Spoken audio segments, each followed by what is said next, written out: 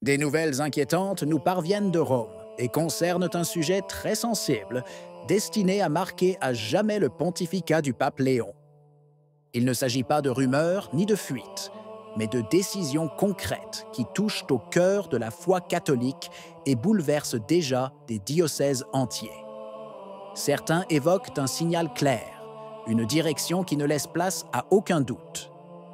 Et si c'était vraiment le début d'une nouvelle ère encore plus difficile pour ceux qui défendent la tradition? Restez avec nous, ce qui se passe ne vous laissera pas indifférent. Le nouveau pontificat du pape Léon XIII est observé par le monde catholique tout entier avec une question précise. Quel sera le sort de la messe traditionnelle? Ce n'est pas un détail mineur, car ces dernières années, le rite antique lui-même a été au centre des restrictions les plus dures imposées par Rome. Avec le motu proprio Traditionis Custode de François et ses applications ultérieures, les communautés liées à la liturgie latine ont subi des fermetures, des limitations et des contrôles bureaucratiques qui ont mis leur survie en danger. Le résultat paradoxal est que, tandis que les paroisses modernes se vident, malgré les guitares et les performances liturgiques, les messes traditionnelles attirent les familles nombreuses et les jeunes en quête de silence, de sacré et de vérité. C'est là que s'enregistrent vitalité, conversion et vocation, alors que dans les églises officielles, la crise est désormais irréversible. C'est pourquoi chaque geste du nouveau pape est interprété comme un signal. Il ne suffit pas d'écouter des discours bien intentionnés. C'est à l'aune de décisions concrètes que se mesure l'orientation du pontificat.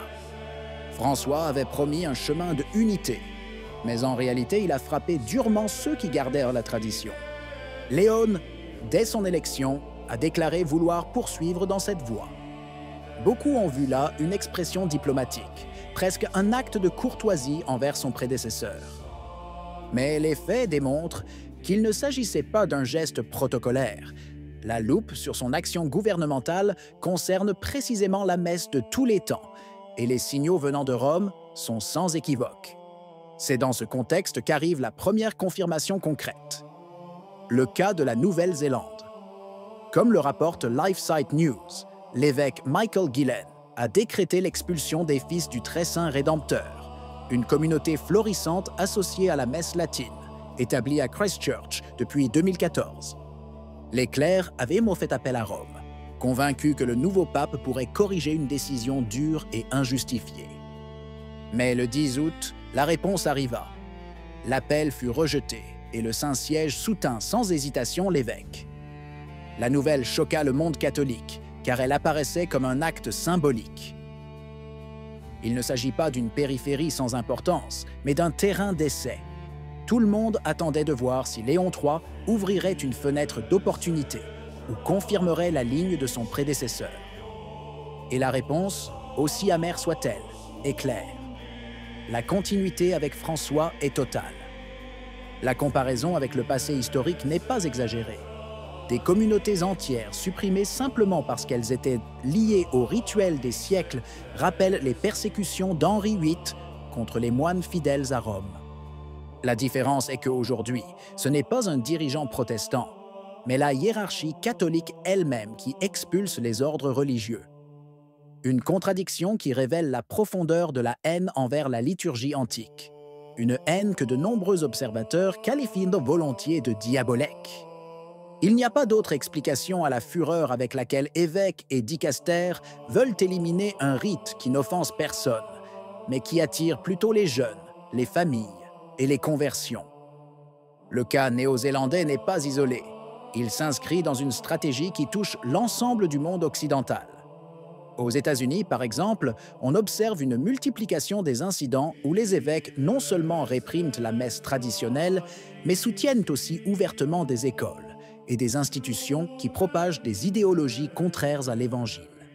À Charlotte, en Caroline du Nord, certains parents ont signalé la présence de matériel scolaire imprégné d'idéologie woke et même de blasphème, notamment des textes contenant des images sacrilèges et du contenu sexuellement explicite proposé à des élèves encore enfants. La réaction de l'école a été brutale. Les élèves des parents protestataires ont été expulsés sans préavis. L'affaire, rapportée en détail par LifeSite News, a été portée devant les tribunaux, soulevant les questions fondamentales de la liberté d'expression et de la protection des mineurs. Mais ce qui a scandalisé les catholiques, c'est l'intervention de l'évêque Michael Martin, qui, au lieu de défendre les familles, a pris le parti de l'école, allant jusqu'à soutenir l'expulsion des enfants comme si les parents avaient commis un crime en défendant leurs enfants. Un tableau tout aussi inquiétant se dégage de Détroit, où l'archevêque Edward Weisenberger s'est distingué par un double geste qui en dit long. D'un côté, il a réprimé la célébration de la messe traditionnelle, restreignant l'espace et la liberté des communautés qui la préservent. De l'autre, il a promu à des postes importants des prêtres liés à des groupes ouvertement hérétiques. Comme le rappelle LifeSite News, l'un des noms qui ressort est celui du père David Bersmy, qui a signé dans le passé des lettres de soutien aux prêtres excommuniés pour avoir encouragé l'ordination des femmes et des célébrations liturgiques irrégulières. Le signal est clair. Tandis que les professeurs fidèles à la tradition sont renvoyés et les messes anciennes réduites au silence, des figures proches du progressisme radical sont récompensées et placées à la tête de structures diocésaines. Une logique de purge interne qui n'a rien de pastoral, mais répond à un projet précis. Normaliser l'erreur, reléguer la tradition aux marges, remplacer la doctrine catholique par un substitut moderniste.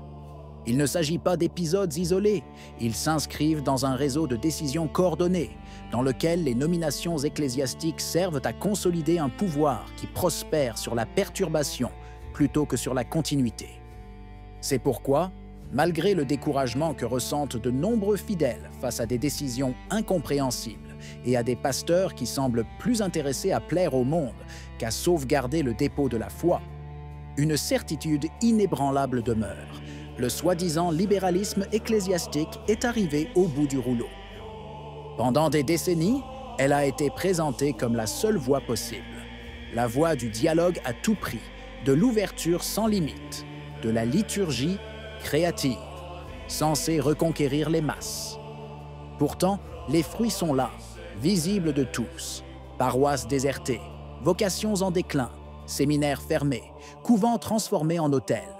Ce n'est pas un simple accident, mais la preuve évidente que ce modèle ne fonctionne pas, ne convertit pas et ne sauve pas les âmes. La fin d'une époque n'est pas seulement un slogan journalistique, mais une réalité que nous vivons au quotidien. Les structures ecclésiastiques, bâties sur le compromis avec le monde, s'effondrent comme des châteaux de sable, incapables de résister à l'épreuve du temps. Le langage des évêques progressistes semble fatigué et répétitif, une propagande qui ne convainc plus personne. Au contraire, les nouvelles générations qui découvrent la foi recherchent le silence, le sacré, la beauté, tout ce que le libéralisme a supprimé ou méprisé. C'est là que la vie grandit, dans les chapelles où l'on célèbre la messe des siècles, dans les groupes qui récitent le rosaire, dans les grandes familles qui transmettent la foi à leurs enfants. Qu'en pensez-vous? Si vous avez aimé la vidéo, laissez un commentaire. Amen. Que Dieu vous bénisse.